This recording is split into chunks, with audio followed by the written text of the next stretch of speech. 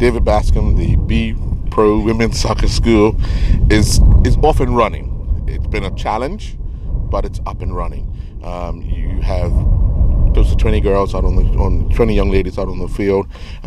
Your feelings now that it's actually started? I'm actually excited. I think one of the biggest reasons, or the reasons of why this has been run, is not just to increase and help to increase the football participation in young women, but it's also to help out with engaging with the social part of it. Apart from the training, and the whole school is based on a curriculum that's based on age group development. It's based around where they should be now, where they're going to end up in 21st century. What's the process? The game's going to get quicker. And it's also understanding is that we have to focus more and be engaged on their workshops, leadership training. So it's made a lot of team building. There's a lot of other facets that's involved in it. I'm excited about it. The young women are excited. And it's really interesting. I have Dominique, Richardson there, Nikita, everybody knows her, John Barry Newsom, who's involved, and it's really a process. It's just having it to grow, with the stakeholders being the parents, having it to grow together. One of our main supporters, one of the main sponsors, Sigma, who came on not just as a sponsor but as a supporter, who's jumped right in and really wants to see this to grow. Now we see you working with the young ladies juggling. Is that something that you are testing to see where they're at, and then it's a progress report throughout the entire school year? Yes, definitely. The school is run under terms, so there's 3 terms, and the terms in the first parts of each term, of each training session, because they train twice a week, Saturday and Sunday, and the times are based on respective when they're going to be playing with their club games and stuff like that. So we're training up. It's a development school. It's not teams. We're not producing teams here.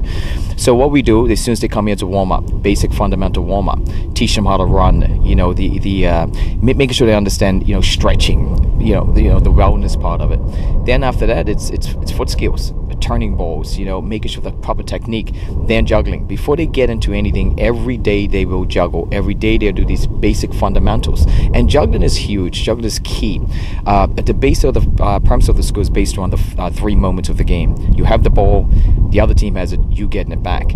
And when they're having the ball in the first term, is what they're learning is juggling is the key. You have ball control. Control of the ball is control of the game. If they can't juggle, they can't play. And that's the reality of it. Juggling gives you a sense of a feel. You get a sense, the work you have to put into juggling, controlling the ball from 5 juggles to 10. So that's one of the biggest things. Each term has its own technique, topic. And one of the topics for the first term is dribbling, short dribbling, long dribbling, dribble under pressure, dribbling into space. So that's what the main first term is set. So every term has a development technique topic, and it also has a moment topic. The first term is the first moment, the second term second, third term is the third moment. Then they play. The first term they're focusing on 3v3, second term is 4v4, the last term is 5v5. So the curriculum is structured based on the needs, and supporting what is going on in Bermuda with a lot of the clubs and also the federation. Now you started. Where can this go?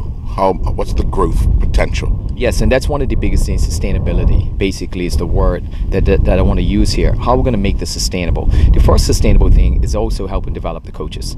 We have young females like Dominique, who is the first time really getting involved in coaching. So she's going to be getting coached as well on how to coach our young people.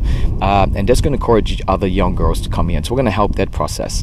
We're looking at what we're trying to do with from the Super Y League, having ID camps for these young women, straight to the college prospects, straight to actually playing pro. Giving them the options not just to be college and career readiness, but also career readiness. And this is where it falls in together.